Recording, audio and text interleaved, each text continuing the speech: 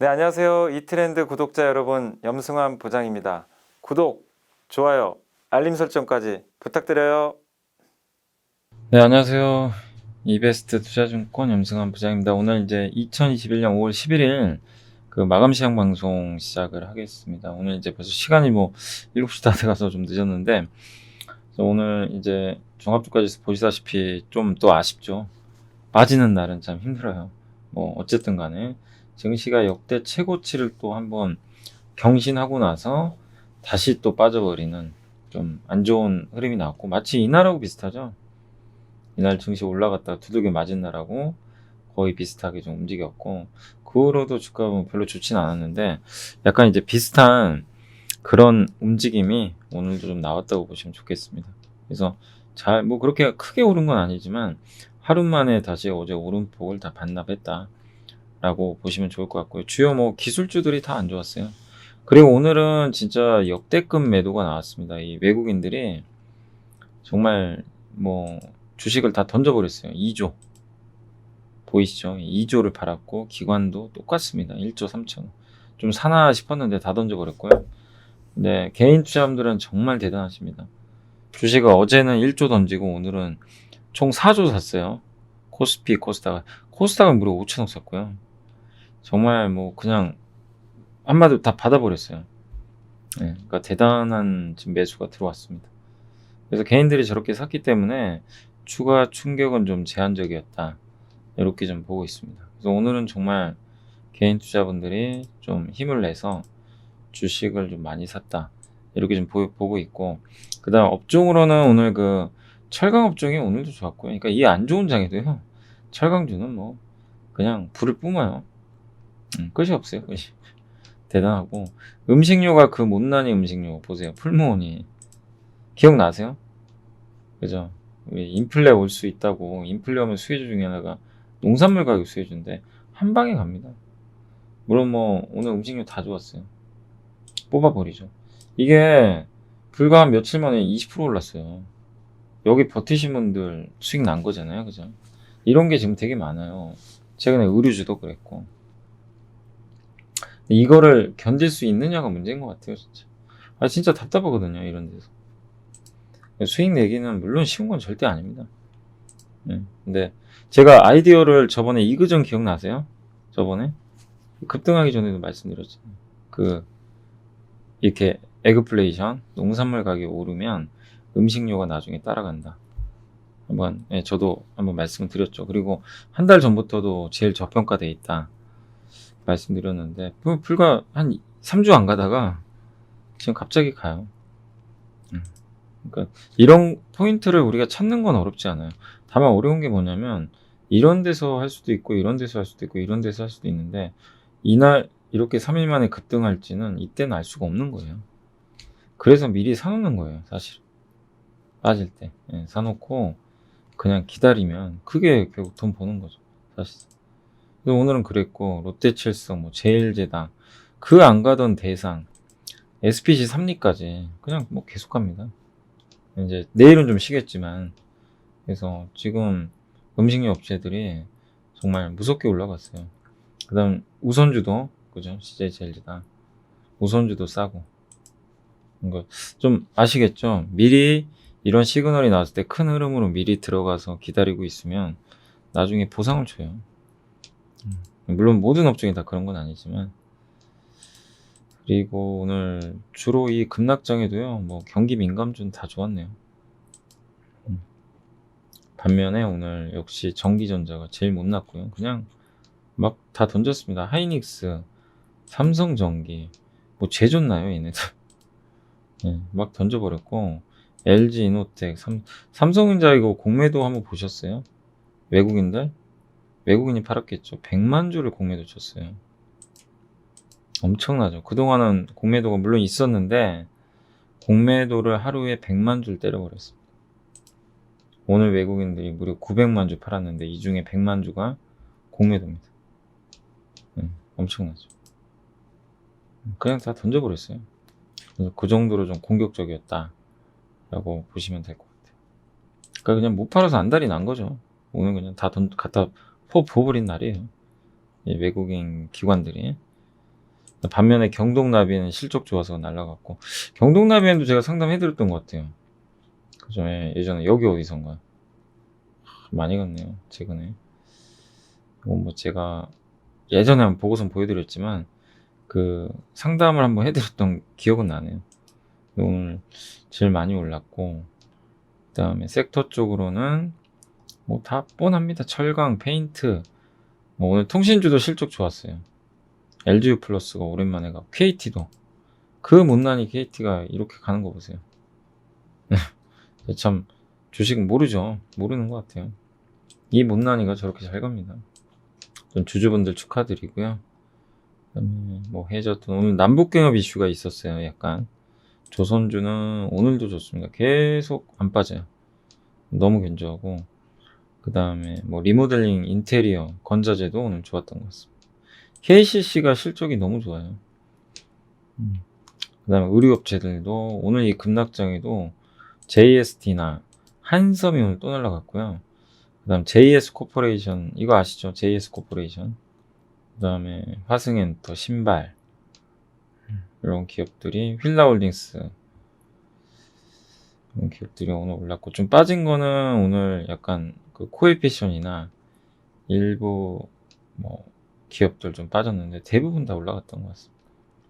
의류주 오늘도 좋았고, 면세점도 이 안 좋은 장에도 올랐어요. 그리고 건강기능식품도 대체적으로 분위기 좋았던 것 같습니다. 건설기계, 주류, 원자력 발전소, 항공주, 경기 민감주와 소비재 기업들은 오늘도 좋았고, 반면에 반도체는 그냥 오늘 죽었어요. 낸드 관련주도 그냥 뭐 초토화 됐습니다. 예. SK 머티리얼즈, 테크, 얘네가 잘못한 건 없어요. 그냥 매도가 쏟아졌습니다. 어제는 올랐지만. IT 대표죠. 시스템 반도체, 반도체 재료주, 반도체 폭삭 망했죠 오늘은. 그리고 폴더블 폰 저는 하반기하고 내년까지 봤을 때는 되게 좋은 그림으로 봐요. 보고는 있는데 지금은 좀 폴더블 폰 쪽도 오늘은 영향을 좀 받았습니다. 그래서 오늘 다 빠졌지만 폴더블 폰 좀 긍정적으로 보셔도 됩니다. 삼성이 승부를 걸고 어차피 애플도 해야 돼요. 그리고 앱툰, 인터넷 대표주도 오늘 네이버가 안 좋았어요. 네이버가 자사주 매도해버렸어요. 어쩔 수 없어요. 그러니까 월봉 부담, 성장주 급락, 미국의 아마존 이런 기업들 급락, 자사주 매도까지 겹쳐서 오늘 좀 부진했습니다. 또 같이 가는 그 카카오도 물론 하락폭은 크지 않았는데 이게 월봉입니다. 아직도 월봉은 여전히 강해요. 다만 이제 일봉에서는 좀 쉬어가고 있는 거죠. 그리고 MLCC, 반도체, 장비, 석유학 쪽은 제가 이따가 이제 보고서 한번 보여드릴 거예요. 보여드리겠지만 이 고민이 좀 있어요. 하반기에 안 좋아지면 어떡하지? 왜냐면 증설 얘기가 좀 나오나 봐요. 그래서 역대급 실적이 나왔는데도 롯데케미칼이나 지금 금호석유, 특히 금호석유 대한유화가 대장주였잖아요. 이게 무너지기 시작합니다. 보세요. 실적 좋다는데도 망가져요. 왜 그럴까요? 하반기에 안 좋다는 얘기가 나오니까. 증설에서. 금호석유. 그래서 조금 보수적으로 볼 필요는 저는 있다. 물론 좋은 건 알지만 좋은 기업들이죠, 지금은. 근데 하반기 증설에 대한 이슈가 좀 불거지면서 주가는 조금 약간씩 부러지고 있다. 요거는 좀 면밀히 체크하셔야 될 것 같아요. 또 갈 수도 있겠죠. 그렇지만 일단은 하반기 공급이 늘어날 거라는 좀 부담감, 이게 주가에는 좀 부담인 것 같습니다. 자, 또 이제 이렇게 한번 섹터까지 한번 살펴봤는데 오늘 시장은 어쨌든 뭐 너무 힘들었고, 박스권 하단부가 3,100 정도 되고요. 200이 어쨌든 저항입니다. 요 안에서 주가는 계속 등락을 거듭한다라고 좀 봐주시면 좋을 것 같아요. 코스닥도 뭐 어쩔 수 없고요. 코스닥도 그냥 오늘은 같이 좀 빠질 수밖에 없는 상황이었다. 성장주니까 코스닥. 하루 만에 저렇게 밀려버렸어요. 다 이제 반등하려면 미국의 그 성장주가 좀 반등을 해줘야 될 것 같아요. 과연 그게 일어날 수 있을지. 지금 나스닥 선물 봐서는 쉽지 않겠지만 일단 좀 지켜봐야 되겠고 5월 증시 만만치 않습니다. 잘 이겨내야 될 것 같고 그때 말씀드린 대로 앞으로 좋아지는 거에 대한 고민을 계속 해보세요. 주가 안 가고 그게 뭘지 끊임없이 공부는 좀 해야 될 것 같아요. 예, 어떤 게 있을지 최근에 안 간 거 중에서 근데 그 대표적인 게 저는 자동차 같긴 해요. 분명히 좋아지는 건 맞는데 하반기에 지금 주가는 안 가고 있어서 그런 기업들 위주로 보시고 반도체도 좀 안 좋았지만 아직 사이클 끝나지 않았고 또 바이든 대통령 만나러 가잖아요. 문재인 대통령. 계속 그 어떤 뉴스가 어떤 식으로 나올지는 한번 지켜보시고 요새 이재용 부회장 자꾸 사면 얘기가 나와요. 진짜인지 아닌지 모르겠지만 그게 만약에 사면되면 뭐 주가에는 또 긍정적일 수도 있는 거죠. 예를 들면 삼성그룹주에 투자하신 분이라면 예. 아무튼 이런 것들은 일단 우리가 알 수는 없지만 좀 계속 꾸준히 관찰은 해봐야 될 것 같습니다. 왜냐면 주가에 영향을 막대하게 주니까요. 자, 아무튼 그렇게 보시고 오늘 일단 따상은 비싸요. 왜냐? 주가가 130%나 올라가니까. 자, 그래서 오늘 시초가 대비해서 주가가 굉장히 많이 빠졌습니다. 시초가 대비해서 주가가 이게 22만 2,500원까지 갔다가 좀 급락을 해버렸죠. 그래서 오늘은 26% 빠졌는데 단 이 말씀은 드릴게요. 지금 시가총액 11조입니다. 중국의 1등 업체 창신신소재가 20조. 경쟁력은 얘가 더 좋아요. 이 기업이. 그리고 전 세계 글로벌 기업들한테 굉장히 많은 양을 납품합니다. 생산 능력은 창신신소재가 더 좋지만 기술력은 사실 얘가 더 좋은 것 같더라고요. 예. 근데 어쨌든 향후에 증설도 할 거고 배터리 시장 계속 커지고 분리막 반드시 필요한데 시가총액이 지금 10조 근처까지 내려갔어요. 저는 지금 자리는 파는 건 아니라고 봐요. 내일 뭐 며칠 더 빠질 수도 있겠지만 수급 이슈 때문에 더 빠질 수는 있어요. 근데 저는 이제 단순히 그냥 계산을 해본 거예요. 중국의 1등 창신시 소재가 20조. 오늘 따상 갔으면 SKI테크놀리가 19.5조니까 이거는 누가 봐도 SKIT가 비싼 거죠. 따상 기준으로는. 따상 갔으면 오늘 주가가 아마 27만 원 아마 갔을 거예요. 23만 원? 네. 27만 3천 원 정도 갔을 텐데 뭐 어쨌든 오늘은 못 갔고 근데 지금 15만 5천 원까지 내려온 자리에선 비싼 것 같진 않아요. 시총 11조. 10조가 깨지면 이제 싼 거죠. 시총 10조가 만약에 깨진다. 여기서 10%더 빠지면 돼요. 한 14만 원? 14만 원 밑은 비싼 건 아니에요. 그래서 그런 식으로 혹시 지금 공모주 이거 갖고 계셔서 오늘 못 파신 분도 계시잖아요. 그럼 지금은 저는 굳이 팔 필요는 없다. 공모가도 저렴했고 일단 지금은 1등 창신신 소재랑 좀 비교를 하면서 계속 보유 여부를 좀 타진하시는 게 좋을 것 같습니다. 어쨌든 현재 기준으로는 결코 비싸진 않다. 그 말씀은 좀 드리고 싶습니다. 그 다음에 오늘 뭐 주식 시장과 관련해서는 그 하이난 연구원님이 오늘 한국 시장 분석을 해주셨는데 하루 만에 뒤바뀐 연준의 긴축 전환 시점 5월 10일 증시 급등 배경과 5월 11일 증시 급락 배경이 정반대다. 연준의 긴축 전환 시점에 대한 시장의 생각이 하루 만에 뒤바뀌었다. 금일 하락은 전일 미국 나스닥 지수 급락의 연장선상에 있다. 그죠? 고용지표 쇼크로 인해서 이제 연준이 긴축하는 걸 늦출 줄 알았는데 하루 만에 다시 이게 물가가 좀 올라가지 않을까 이 우려감으로 급락을 해버린 거예요. 그렇지만 이제 KB증권은 하락은 추세는 아니다. 상승 추세 여전히 유지된다고. 저도 여전히 좀 그렇게는 보고 있고요. 그러니까 이제 미국의 기대 인플레이션인데 이게 2.5%를 넘었나 봐요. 이렇게 가파르게 오른 거는 정말 오래간만이래요. 이게 기대하니까 앞으로 물가를 기대하는 부분이죠. 이렇게 가파르게 오르고 있다는 얘기죠. 네, 두 차례 사례에서 증시 흐름은 달랐다고 합니다. 2004년과 11년이 있었는데 2004년에는 저 기억나요. 저때 중국이 금리 올려버렸어요. 그 증시가 박살을 났어요. 진짜 20% 폭락했어요. 하락 추세가 그때부터 시작됐고 반면 2011년에는 기대 인플레가 2.5% 돌파한 시점에 단기 조정은 있었지만 오히려 더 상승해버렸어요. 그래서 실질 단기 금리인데 그때는 실질 금리도 올라갔어요. 물가 상승률을 이제 계산한. 근데 2011년에는 실질 금리 낮아졌다는 거죠. 예. 그럼 지금은 어떠냐? 지금 실질금리가 하락 중이래요. 그래서 주식시장이 악재가 아니라는 거죠. 그러니까 물가는 올라가지만 실질금리가 떨어지면 주식의 매력은 여전히 높다는 얘기입니다. 그리고 연준의 테이퍼링도 지금 당장 쉽지 않고, 그래서 단기 조정 나오지만 지금은 반등이 나올 것 같다. 이렇게 좀 적어주셨습니다. 그리고 5월은 어쨌든 내수 소비가 좋아요. 지금 누가 뭐래도 의류주가 1등이에요. 거기에 음식료 가죠. 백화점 면세점. 그리고 경기민감주, 조선철강. 나머지 성장주 다 지금 왕따. 이것도 바뀌겠지만, 그러니까 5월까지는 지금 현재 이런 분위기는 이어진다. 그리고 시장에 대해서는 너무 걱정하지 말자. 실질금리, 이게 실질금리거든요. 이게 떨어지고 있다. 근데 과거에는 실질금리가 이렇게 올라갔을 때는 증시가 한번 예전에 2004년도에는 급락했다는 거죠. 여기 실질금리가. 그래서 2004년도 안 좋았고 2011년은 좋았던 얘기입니다. 그러니까 지금은 2011년과 비슷하니까 시장은 뭐 나쁘게 볼 필요는 없다. 단기 조정이다. 단기 조정은 비중 확대의 기회가 될 것 같아요.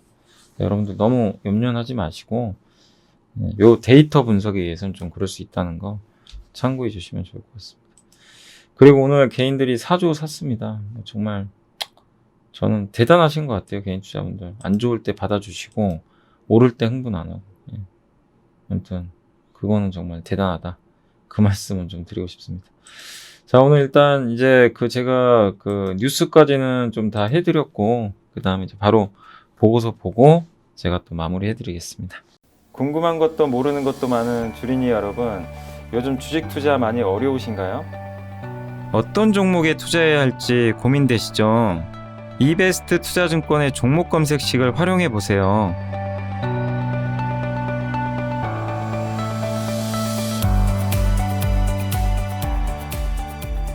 종목 검색식 만들기가 어렵다면 제가 여러분에게 이베스트 종목 검색식을 선물해 드립니다.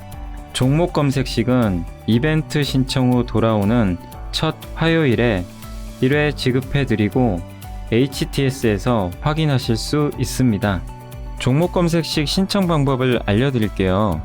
먼저 이베스트 마이넷 어플 설치 후 다이렉트 계좌 개설 메뉴에서 계좌 개설을 진행해 주세요. 다이렉트 지점 선택은 필수입니다. 이벤트 코드란에 Make It을 입력하시면 신청이 완료됩니다. 신청이 완료된 고객분들께 종목 검색식뿐만 아니라 주식 상품권도 함께 제공해 드립니다. 궁금하신 사항은 02-3779-8880으로 연락 주세요. 제가 여러분의 성공 투자를 끝까지 응원해 드리겠습니다. 자, 그리고 잠깐만요. 요거 하나 좀 보여드릴게요. 이게 시대정신이라고 하는데, 사실 이거 3프로 TV에서 아침에 잠깐 소개했던 건데, 이거는 NH투자증권에 있는 좀 경제보고서인데 꼭 읽어보시고요. 말씀드린 대로 핵심은 뭐냐면, 이제 재고가 지금 생각보다 적어서 재고를 많이 쌓아야 된대요. 재고를 쌓는, 그러면 계속 투자가 들어가요. 이 투자. 반도체 장비, 전기 장비. 근데 요새 반도체는 안 좋지만 반도체도 투자 확대할 때 수혜 기업입니다. 그리고 큰 정부예요. 그러니까 세 가지입니다. 친환경, 그 다음 미중 갈등, 큰 정부예요. 이 세 가지 방향인데, 여기 보면 이제 금융위기 이후와 2010년대와 코로나 위기 이후 비교해요. 그러니까 글로벌 금융위기 이후로는 금융 안정, 작은 정부. 그래서 돈을 엄청 풀었고, 그게 실물 경기와 간 게 아니라요, 자산 시장으로 들어갔어요. 그래서 무형재가 많이 갔어요. 뭐 페이스북, 구글 이런 것들이 지난 10몇 년간은 주도를 했죠. 근데 코로나 위기 이후로는 처음에는 이게 맞았죠. 근데 바뀐 게 일단 큰 정부, 미국 민주당 정부는 돈을 많이 푸는 정부. 그리고 다수를 대상으로 하고요. 실물 경제에 영향을 줘요. 가격 상승. 그래서 유형 투자가 일어납니다. 그래서 이거는 한국한테 되게 좋은 거예요. 무형제 시대에 우리 한국은 10년 동안 왕따 당했잖아요. 기억나세요? 한국은 10년 동안 못 갔어요.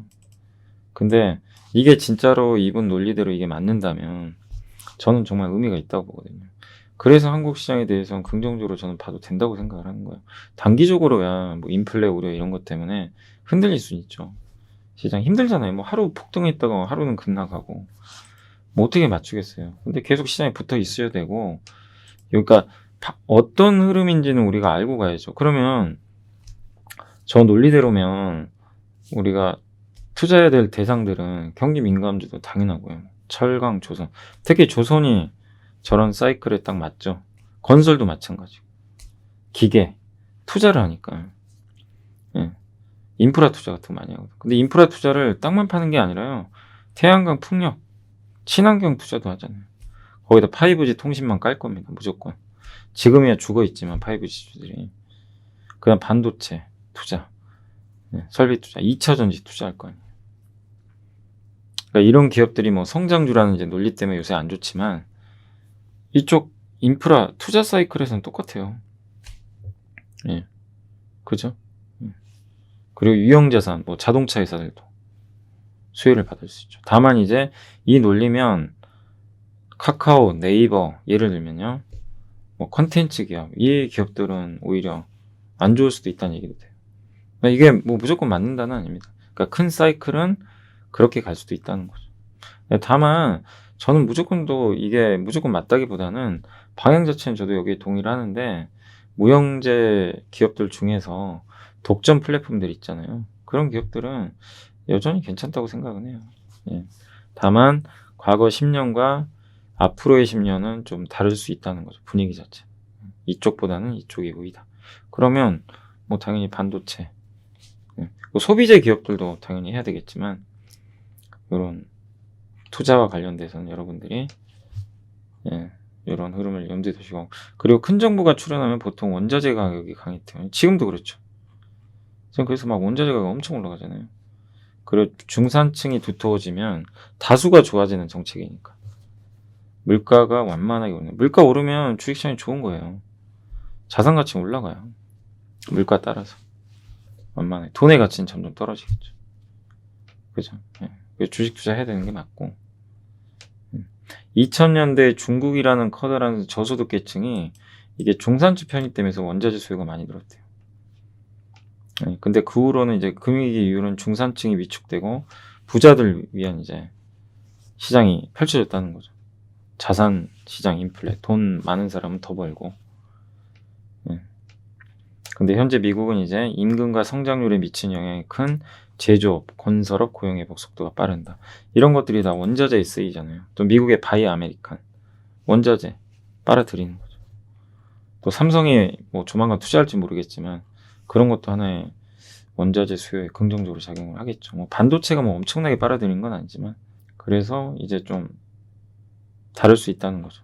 향후에 뭐 이런 양극화도 너무 심했고 이런 그 분위기들이 바뀔 수 있다라고 보시면 좋을 것 같습니다. 그럼 미국과 중국 경쟁하죠. 이거는 우리 한국한테 나쁜 건 아니에요. 옛날에 미국과 소련이 경쟁하던 것처럼. 미소 냉전. 여기서 미소 냉전의 수혜 기업이 누굽니까? 미소 냉전의 수혜 나라가 일본하고 독일 아니에요. 제조업기 기반. 미중 경쟁에 한국이 될 수도 있는 거죠. 그죠? 그 친환경 투자를 옛날처럼 막 무조건 공장 짓는다, 과거처럼 그게 아니라 친환경 투자를 할 수 있는 거죠. 유형자산 투자. 환경 오염을 이제 그러니까 환경 오염을 일으키지 않는 그런 쪽으로 투자들이 나올 수 있다. 그래서 굉장히 의미 있는 보고서 같아서 좀 많은 걸 우리가 이런 거를 읽어보면서 큰 방향을 일단 보는 거예요. 지금 저거 안다고 뭐 투자 뭐 해서 수익 납니까? 아니에요. 저거랑 상관이 없어요. 근데 이런 걸 보면서 우리가 이런 방향이구나. 그럼 거기에 맞게 우리가 생각을 하면서 글로벌 인프라 투자가 더 많이 늘어나겠구나. 투자가.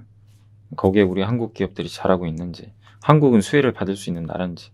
제가 봤을 때는 충분히 수혜 받을 수 있는 나라 같아요. 그래서 이런 것들은 이제 고민해 볼 필요가 있다. 한국이 되게 희망적이지 않나. 저는 그렇게 생각합니다. 아무튼 한번 고민해 보세요. 제가 맞다는 건 아니지만 되게 의미 있는 보고서가 나온 것 같아서 한번 소개를 해드렸습니다.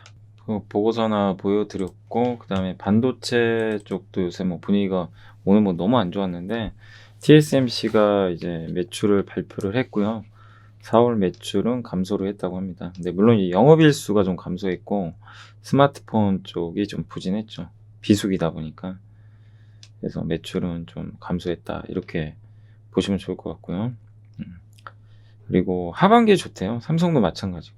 상반기보다는 하반기가 전통적으로 원래 좋았고, 특히 상반기에 이제 미국 오스틴 공장 한파, 4월에 이제 정전 대만에서. 그래서 상반기보다는 하반기에 더욱더 좋아질 것 같다라는 그런 얘기입니다. 그렇지만 어쨌든 양사 주가가 다 부진해요. 사실. 예. 최근에 굉장히 좀 답답한 상황이고, TSMC도 최근에는 좀 빠지고 있어요. 우리 한국의 삼성전자도 지금 상대적으로는 되게 답답한 모습을 좀 이어가고 있는 것 같습니다.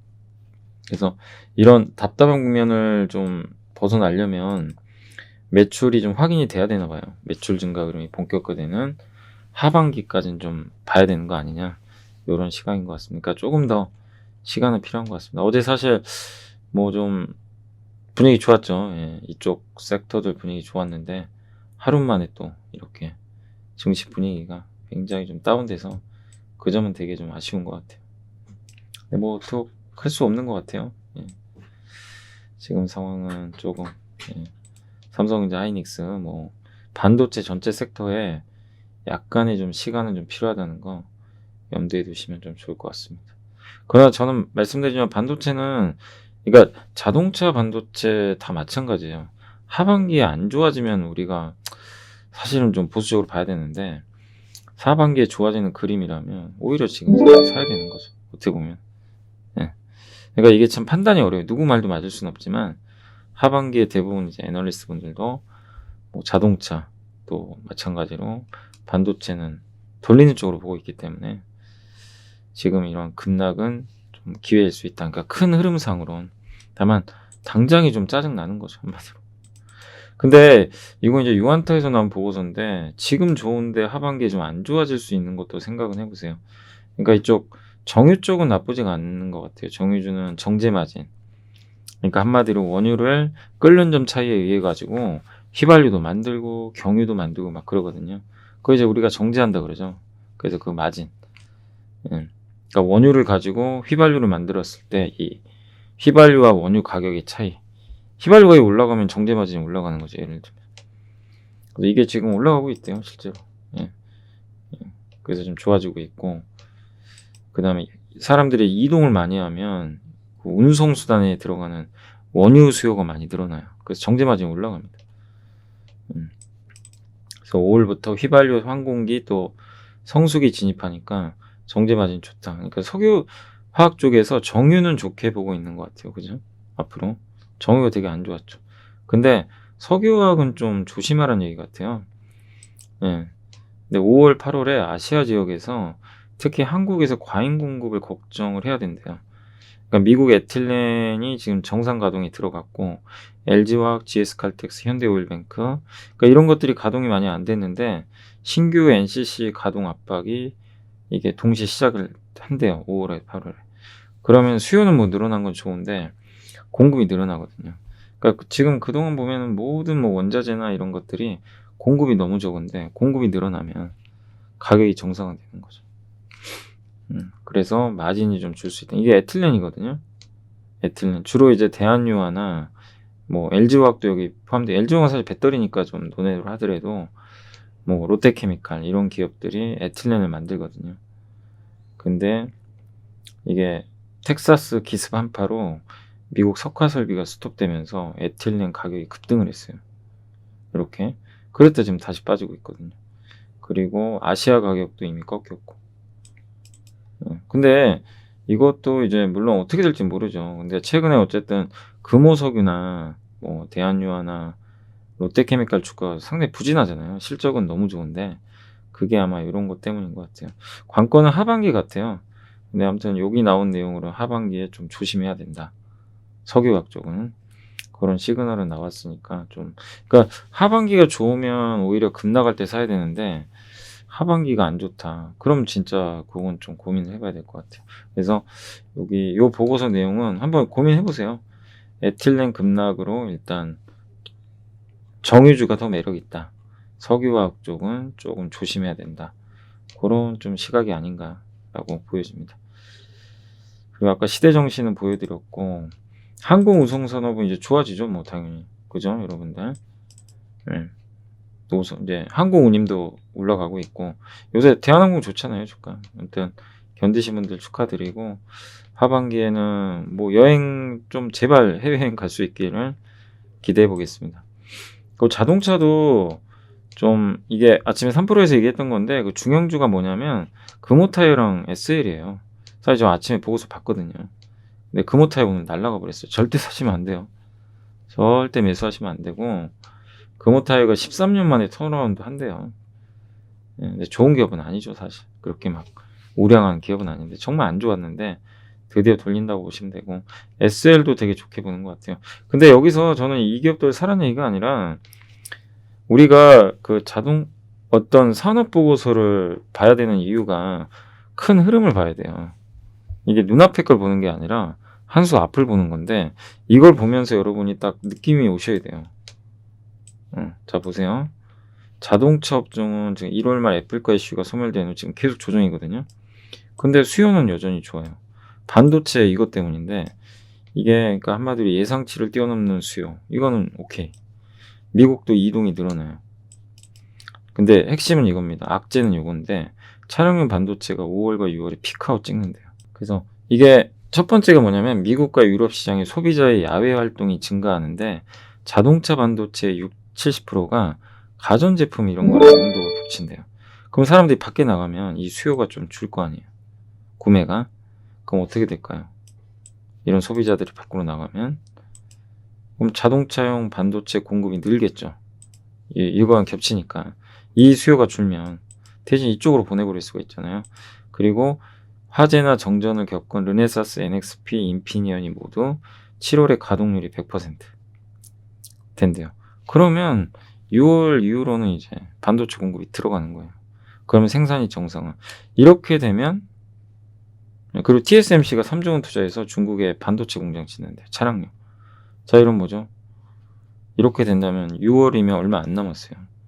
그러면 차 생산이 정상화되면 그동안 완성차가 더 좋았는데 부품사도 이제 좋아지는 거예요. 그럼 예를 들면 현대모비스, 만도 이런 회사도 좋아지지만 여기서는 오늘 뭐 금호타이어 SL 얘기했습니다. SL은 그 차량용 헤드램프 만드는 기업이에요. 그러니까 이걸 보면서 우리가 생각을 하는 거죠. 이게 맞다 안 맞다 떠나서 아, 이런 그림이면은 자동차가 생산이 정상화되고 하반기에 공급이 정상화될 때 수혜를 받겠구나. 그죠? 스마트폰 쪽도 좋은 거죠, 사실 이렇게 되면. 반도체가 그동안 이제 부족해서 못했는데 스마트폰도 정상 생산이 될 거고 폴더블 폰 나오니까 그 연결을 해보는 거예요. 자동차도 좋아질 것 같고 지금 간다는 게 아니에요. 몇 달 후에는 좋아지는 거예요.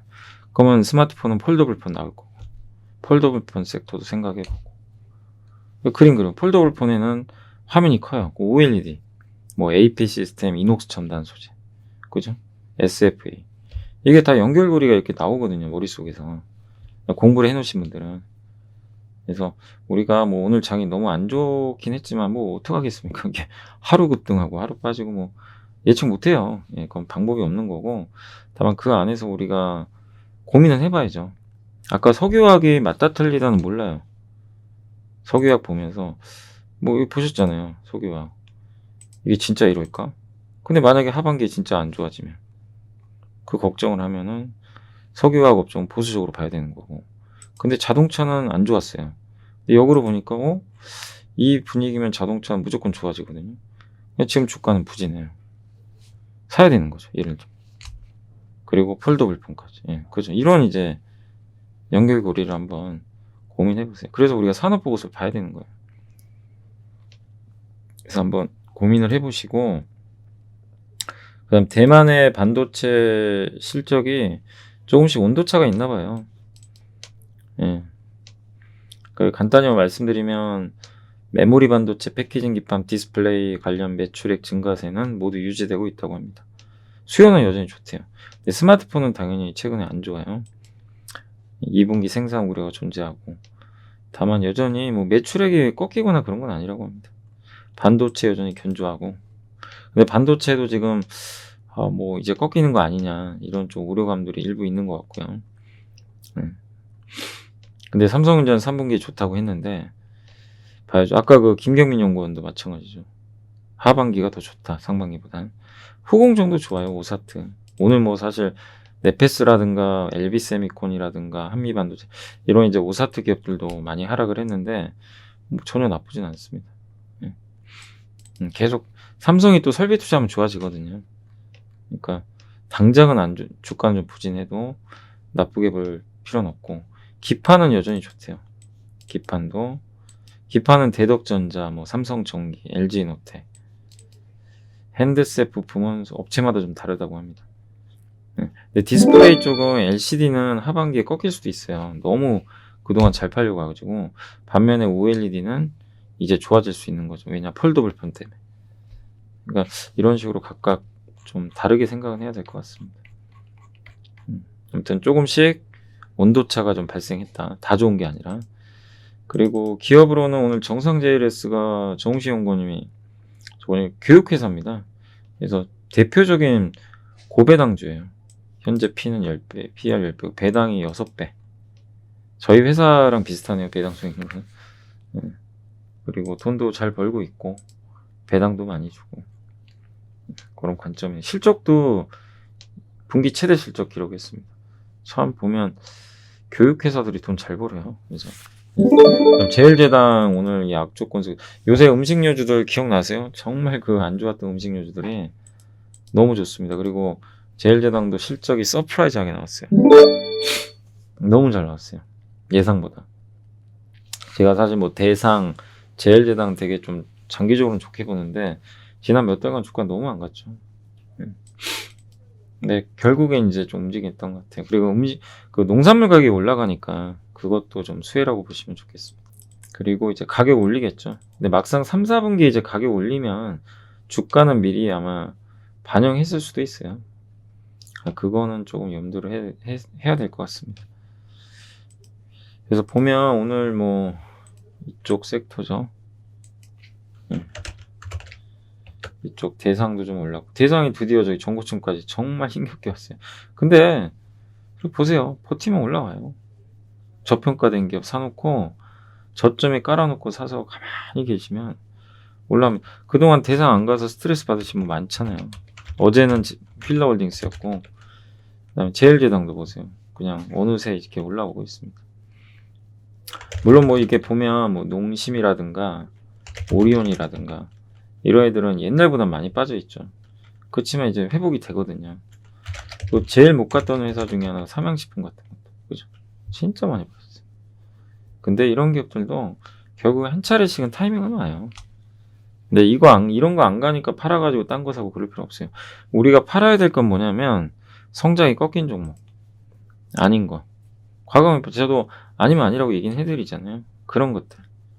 근데 저평가돼 있고 기다리면 된다고 생각하는 건 그냥 끝까지 가져가는 게 맞는 것 같아요. 예. 그게 정답이었어요, 진짜. 그리고 이거 그린플러스는 저번에 한번 보여드렸죠. 그 다음에 스마트팜, 농업회사입니다. 예, 농업회사로 보시면 되겠고. 2021년부터 뭐 이 호주에 뭐를 공급을 했나봐요. 뉴질랜드 지역의 스마트팜 라이센스를 취득했다고 하는데, 다만 주가가 최근에 워낙 올랐으니까 가격 부담은 좀 있습니다.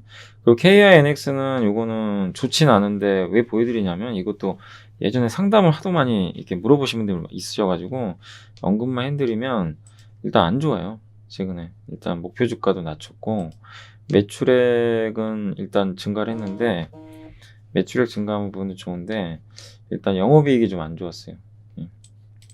한 8억 정도 지금 이익이 기대보다 못했던 것 같습니다. 이게 데이터 센터 관련주죠. 데이터 센터 이렇게 임대해주고, 그래서 매출 원가가 좀 느는 부분도 있고, 그래서 영업이익 전망치를 좀 낮췄다고 합니다. 그래서 이게 이 부분을 보시면 될 것 같아요. 이익 전망치 상향을 위해서는 고마진에 클라우드 허브 서비스의 매출이 좀 더 증가해야 된다고 합니다. 그러니까 이 클라우드 허브라는 서비스 매출이 좀 기대보다 빨리 늘어나야 되는 것 같아요. 예, 그 다음에 구글 쪽 트래픽 매출이 예상보다 빠른 2분기부터 반영이 돼야 된다고 합니다.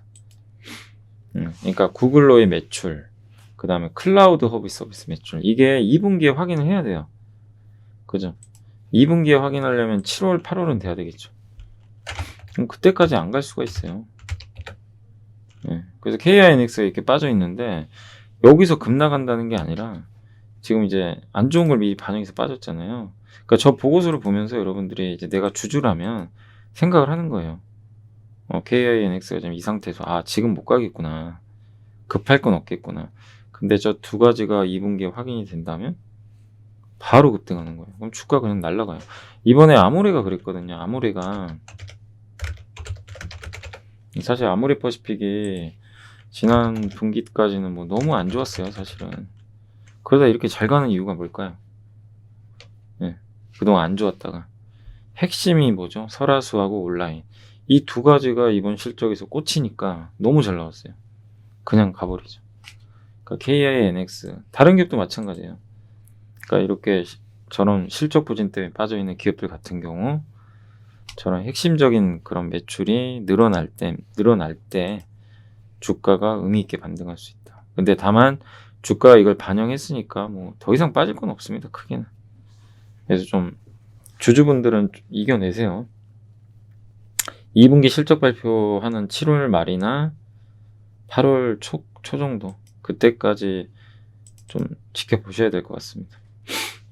그 다음에 메가스터디 교육 뭐 여전히 실적 좋고요. 뭐 저번에 한번 보여드렸죠. 예전에 초등도 좋고 영업이익 44억, LEI 엠베스티 원래 고등 전문인데 고등 쪽도 300% 이익 늘어났고요. 성인 쪽은 아직 적자라고 합니다. IB 기명을 이번에 편입을 했나봐요. 그 비용 때문에 그런 것 같습니다. 오늘 SK I 테크놀로지가 저번에 제가 따상은 비싸다고 말씀드렸잖아요. 따상은 좀 비싸요. 시가총액 19조나 되니까. 그래서 오늘 못 갔고, 기존에 공모주 받으신 분들은 아무튼 좀 일단 챙겨 놓으시고 또 보셔야 되겠. 중장기로는 저는 되게 좋게 봐요. 왜냐면 분리막 세계 1등 될 거고 시장 엄청 커져요. 그리고 몇 개 회사가 없어요. 분리막 만드는 회사. 그래서 SKIT는 여전히 매력은 있다. 다만 너무 기대가 컸고 따상 못 가다 보니까 오늘 물량이 쏟아져 버렸습니다. 이렇게. 그죠? 그래서 빠진 거예요. 당분간 좀 흘러내리겠지만 또 주가는 저는 올라갈 거라고 봅니다. 유통주식수도 작고 오늘 그리고 성장주 그냥 두들겨 맞아서 그래요. 그것도 조금 주가에 부담으로 작용했던 것 같아요. 이래저래 운도 없었어요. 시장 분위기도 이러다 보니까 결국엔 좀 시간은 필요하다는 거 그 점 염두에 두시고 좀 차분히 대응해 나가시면 좋을 것 같습니다. 네. 그래서 아무튼 오늘 아침에 파신 분이 제일 잘하신 거죠. 한마디로. 이게 따상을 갈 거면 가야 돼요. 근데 저렇게 못 가면은 무너집니다. 매물이 쏟아져요. 그리고 여러분들 그 공모주 청약 했을 때 무조건 공모주 내가 못 받았다고 이 기업을 첫날 상장할 때 사면 안 돼요. 엄청나게 고생합니다. 고생밖에 안 해요. 진짜.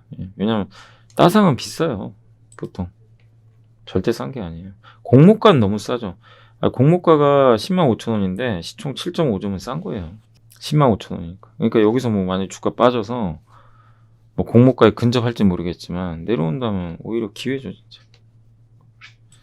그리고 예전에 그 롯데정보통신인가요?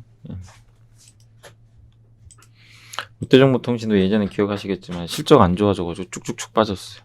근데 이제 실적 좋아져요. 그러니까 참 실적이라는 게 계속 좋지도 않고 계속 나쁘지도 않아요. 예측하기 쉽진 않은데 아무튼 제일 쌉니다. 롯데그룹도 좀 투자하고 롯데그룹에 투자할 때 그 소프트웨어, 뭐 스마트 팩토리, 데이터 센터 이런 거 하는 회사예요. 삼성 SDS 같은 회사예요. 포스코의 포스코 ICT, 신세계 INC. 근데 그 업체들 중에서 제일 싸다는 얘기죠. 목표 주가를 62,000원 올렸고 지금 현재 주가 40,000원이었는데 62,000원일 때 그 PER이 20배라고 하니까 주가는 되게 싼 게 맞아요. 주가 오르지도 못했죠. 그러니까 이런 거는 한번 관심 가져보세요. 그러니까 이런 거는 한번 좋게 보셔도 되는 게, 제가 말씀드린 요건에 딱 맞죠. 실적 잘 나왔죠. 성장성 있죠. 근데 주가는 안 올랐어요. 그죠? 딱 거기에 부합하죠. 어제도 한번 롯데정보 잠깐 설명을 해드렸지만 이런 거거든요. 이미 주가 올라가 있으면은 매력이 없는데, 그러니까 롯데정보도 좀 나름대로 매력은 있는 것 같습니다. 주가 위치가 괜찮아요. 덕산 네오록스는 OLED 당연히 그 폴더블폰 수혜주고 실적 너무 좋고요. 비수기 2분기 때문에 조금 주가는 쉬어갈 수 있지만 OLED 대표 소재 회사입니다. 그래서 글로벌 기업 중에 하나예요. 되게 매력 있고요. 삼성의 주요 벤더 중에 하나죠. 그런데도 오늘은 이제 워낙 이 기업도요 주가가 많이 올랐습니다. 보세요. 그러니까 좀 쉬어가겠지만 기회다. 어제 그 덕산테크코피아 뭐 그쪽 계열입니다. 그리고 OLED 하면 AP 시스템, 우리는 오늘 올랐어요. 이녹스 첨단 소재, SFA. OLED 쪽은 계속 좀 저는 좋게 봐요. 폴더블폰 하반기에 좀 많이 나올 것 같고, 애플도 뛰어들 것 같고, TV 쪽도 있고. 그래서 지난 5년간의 좀 서름을 딛고 올라가지 않을까 싶습니다. 그 다음 오늘 그 오랜만에 레이언스란 기업이 진짜 많이 올랐습니다. 매출액, 아니 그 많이 올랐다기보다는 그 실적이 너무 좋고, 이게 치과용 의료기기 만드는 회사예요. 엑스레이 있죠. 엑스레이 부품. 바텍에 납품해요. 근데 전년 동기 대비 무려 40%나 이익이 늘어났어요. 정말 오랜만에 실적 좋게 잘 나온 것 같아요. 그러니까 43억을 예상했는데 영업이익이 너무 잘 나왔어요. 덴탈 사업부가 요즘에 분위기 좋은데 매출 늘고, 미국과 유럽에서 매출이 감소했는데 아시아가 좋았네요. 그리고 고정비 비중 감소 효과가 컸고, 그러니까 매출이 늘면서 고정비는 크게 는 게 없거든요. 실적이 좋았던 것 같아요. 그래서 목표 주가를 18,000원으로 상향 조정했습니다. 최근에 근데 주가 조금 오르긴 올랐어요. 약간 좀 올랐습니다. 그죠? 그래서 좀 가격 부담이 있으니까 조정을 받을 때 한번 접근해보세요. 근데 이거는 월봉 보시면요, 완전 바닥이죠. 진짜 많이 빠졌죠. 그러니까 이런 거죠. 내가 만약에 한번 공략을 해본다면 이런 기업들을 타겟팅 하시는 것도 좋아요. 덴탈 산업은 무조건 성장해요. 거기서 엑스레이 부품 만들고 코로나19 탈출하고 실적까지 지키고 주가도 싸요. 그러면 만약에 눌러준다면 저가 한번 잡아보는 거죠. 오르면 말고. 그런 식으로 보시면 좋겠어요. 아무튼 이런 스타일의 기업도 장기간 주가가 안 갔기 때문에 충분한 저는 매력이 있다. 이 말씀을 좀 드리겠습니다. 레이언스가 두 개 겹쳤네요. 자, 그리고 잠시만요.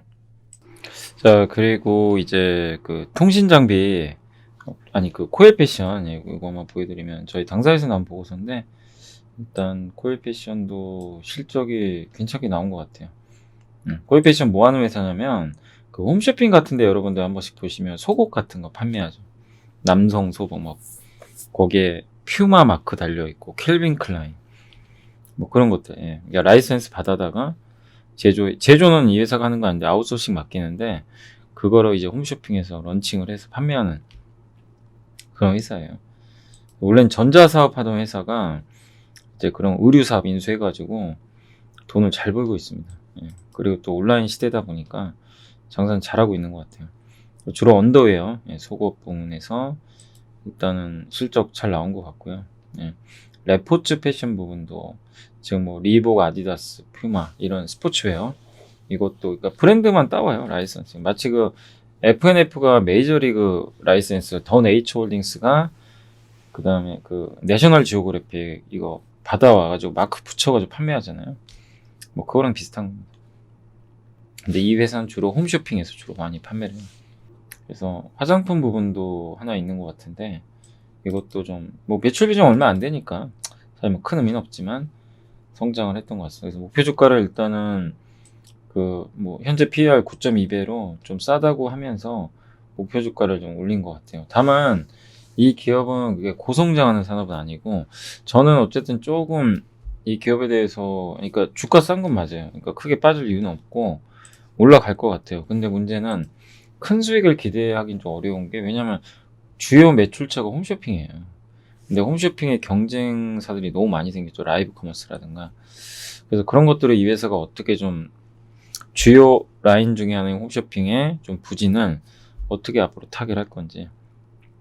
그러니까 옛날에는 마치 지상파 방송이 모든 걸 쥐고 있던 것처럼 지금 이게 바뀌었잖아요. 그 넷플릭스와 어떻게 보면 유튜브 시대로 바뀐 것처럼 방송이, 홈쇼핑, 이게 커머스도 마찬가지인 거예요. 홈쇼핑에서 약간 네이버 라이브 커머스로 많이 넘어가려고 하는 느낌이 들어서 그걸 어떻게 좀 커버를 할지가 관건인 것 같습니다. 그래서 좋은 뭐 회사고, 주가도 뭐 비싸지 않고요. 예.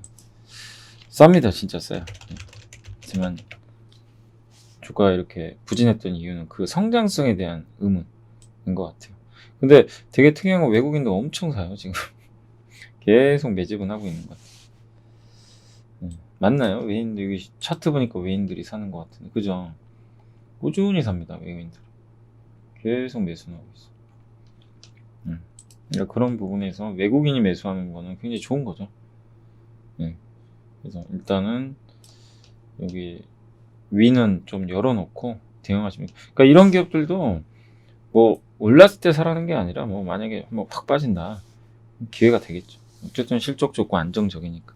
다만 성장성은 떨어지니까 목표 수익률을 짧게 잡고 가시면 좋을 것 같습니다. 자, 그리고 마지막으로 통신 장비 관련해서 뭐 보고서가 하나 나온 게 있어 소개해드리면, 일단 회복 시점은 지연되나, 그러니까 지금 통신 장비 너무 안 좋잖아요. 사실은 뭐 저도 통신 장비는 뭐 얘기할 만한 게 없어요. 언제 수주 나올지. 근데 일단은 삼성전자가 수주를 해야 됩니다. 그러면 그날은 이제 잔치 분위기예요. 그냥 다 날아갑니다. 그리고 업황 회복이 확인돼야 되는데, 이게 자꾸 투자가 지연되니까 참 이게 좀 답답한 것 같습니다. 그래서 아직은 투자 업황 회복은 안 됐어요. 미국을 제외하면 투자는 여전히 느린 상태고, 그리고 그 업황 회복을 판단할 수 있는 근거인 통신사 직납 공급사들의 실적 회복 시점이 3분기 정도래요. 늦으면 4분기. 그래서 기수주 물량이 버라이즌 공급을 바탕으로 해서, 그러니까 작년에 버라이즌에 삼성이 납품을 했거든요. 그게 아마 2분기부터 실적이 잡히나 봐요. 그래서 버라이즌 공급 벤더 삼성전자가 들어갔으니까 그쪽에서 최선호주로 RFHIC, 이건 전력 반도체 한다 그랬죠. RF 머티리얼죠. 이게 같은 계열이고 기가레인 OE 솔루션을 제시한다고 합니다. 버라이즌 공급 벤더, 그 다음에 진입 장벽이 높은 업체들, 특히 이제 광 트랜지스터, 이게 지라갈륨이라고 하는데 예전에 한번 소개 한번 해드렸던 것 같아요. 그래서 RFHIC도 좀 유망하다 이렇게 얘기를 한 것 같아요. 그래서 어쨌든 통신 업황 자체가, 장비 업황이 여전히 불확실한 건 맞아요. 그리고 근데 5G가 이게 어쨌든 일단 깔아야 되거든요. 5G가 뭐 필요 없다는 얘기도 있지만 5G는 필요해요. 자율주행을 위해서라도. 주요 활용체인 스마트 팩토리, 스마트 물류, 이런 것들이 개화될 때 이런 의심과 불신이 해소될 다고 하는데, 결국에는 지금 주요 업체들이 투자를 해야 되는데 그게 투자가 좀 지연되고 있는 게 조금 부담인 것 같아요. 그래서 5G 투자가 지금 미국 중심으로는 이루어지는데 독일, 영국, 일본에서도 얼마만큼의 발주들이 나올지, 그건 좀 지켜보실 필요는 있는 것 같습니다. 아무튼 통신장비 회사들이 작년에 주파수 경매 한번 있을 때마다 움직였어요. 그리고 급락. 예. 그리고 삼성이 또 공급 계약하니까 한번 튀고 또 급락. 그러니까 뭔가 모멘텀이 나와야 된다는 얘기죠. 예. 그게 없기 때문에 지금은 조금 부진하다. 삼성전자가 예전에 미국의 버라이즌 1위 업체죠. 여기에 수주를 따냈고, 뭐 주요 업체들이에요. 그래서 수주는 잘하고 있는 것 같습니다. 그래서 요 4개 회사에 대해서는 신한증권에서는 조금 긍정적으로 평가를 했던 것 같습니다. 보릿고개고 통신장비 회사들 혹시 들고 계신 분들은, 저도 알아요. 이게 고통스럽다는 거. 근데 저는 팔지 말라고 해요. 예, 고통스러운 거 압니다. 지금도 RFHRC도 이날이죠, 유증하는 날. 그래서 아주 주가가 곤두박질 쳐버렸죠, 당시에. 예, 유상하고 그 다음 무너지고 좀 계속 빠지는데 지금 견뎌내야 된다고 생각해요. 이뿐만 아니라 뭐 OE솔루션도 많이 빠졌고, 예, 그냥 뭐 다 빠집니다 사실. KMW. 근데 얼마 전에 그 진단키트 기억 안 나세요? 그 기업들도 주주죽 무너져 버렸잖아요. 그러다가 언제 갔죠? 한 방에 날아가 버렸어요. 영원히 빠지진 않아요. 그래서 조금만 이쪽 통신장비 갖고 계신 분들도 잘 좀 이겨내셨으면 좀 좋겠습니다. 자, 아무튼 이제 오늘 보고서까지는 다 보여드렸고, 오늘 어쨌든 저희 뭐 너무나 하루 만에 분위기가 이래가지고 좀 많은 분들이 걱정이 되실 것 같아요. 또 나스닥 선물도 별로 안 좋고, 추가로 지금 미국의 기술주가 빠지지 않을까, 이런 우려감들이 큰 건 사실인 것 같습니다. 그러나 뭐 미국은 열려봐야 되는 거고, 좀 오늘의 하락은 좀 너무 그러니까 과민 반응 보인 거 아닌가, 이런 생각도 좀 들긴 하는데, 예, 뭐 어쨌든 이게 현실은 현실이고, 예, 인정은 해야 될 것 같아요. 근데 다만 우리가 공부를 계속하고, 아까도 뭐 제가 보고서나 뭐 아까 한 블로그, 예, 글도 보여드린 것처럼 큰 파도를 타고 지금 우린 가고 있어요. 예, 이거는 큰 파도예요. 어쨌든 계속 물가는 올라가고, 자산 가치는 올라가고, 돈의 가치는 계속 떨어져요. 이거는 어쩔 수 없어요. 경제가 성장하는 이상. 예, 그런 상황에서 우리가 시장을 떠나서 안 된다는 건 분명히 좀 명확하다라고 말씀드리고 싶고, 그런 이제 시장 상황 속에서 뭘 우리가 투자하고 할 거냐, 불나방 되지 말자는 거죠. 남들이 다 똑같이 보는 방향이 말고, 그러니까 다 똑같이 보다가도요, 그게 너무 이제 쏠리면 주가 급나가잖아요. 그러면 사람들이 같은 방향 보다가 다른 걸 봐요. 그러면 기존에 같은 방향 봤던 A라는 업종은 이제 관심이 없으니까 다 A만 보다가 A가 급나가면요, 관심 없어요. 그럼 그때는 A를 봐도 되죠. 이 기업에 문제가 없다면, 성장한다면. 그런 식으로 너무 좀 쏠림만 경계하시면 될 것 같습니다. 지금 안 쏠렸던 업종들이 한 번씩 다 급등하잖아요, 돌아가면서. 얼마 전만 해도 반도체가 너무 좋았죠. 근데 이제는 또 저렇게 돼버리고, 그래서 정말 힘들어요. 이게 쏠렸다가 또 정확히 매도 타임 잡기도 어렵고. 근데 결국엔 크게 보고 투자하신 분들이 돈 다 번 거 생각하신다면 너무 매매 타이밍 재려고 하지 마시고, 꾸준히 성장하는 기업이라면 그냥 끝까지 함께 하시는 게 저는 맞다라고 다시 한번 좀 말씀을 드리겠습니다. 자, 아무튼 오늘 너무 고생들 진짜 많이 하셨고, 하루하루가 정말 이게 무슨 뭐 천당과 지옥도 아니고 좀 너무 변동이 심해 좀 어려운데, 예, 아무튼 오늘 너무들 고생하셨고 푹 주무시고, 저는 이제 내일 또 마감 시황에서 찾아뵙도록 하겠습니다. 자, 오늘 너무 감사합니다. 네.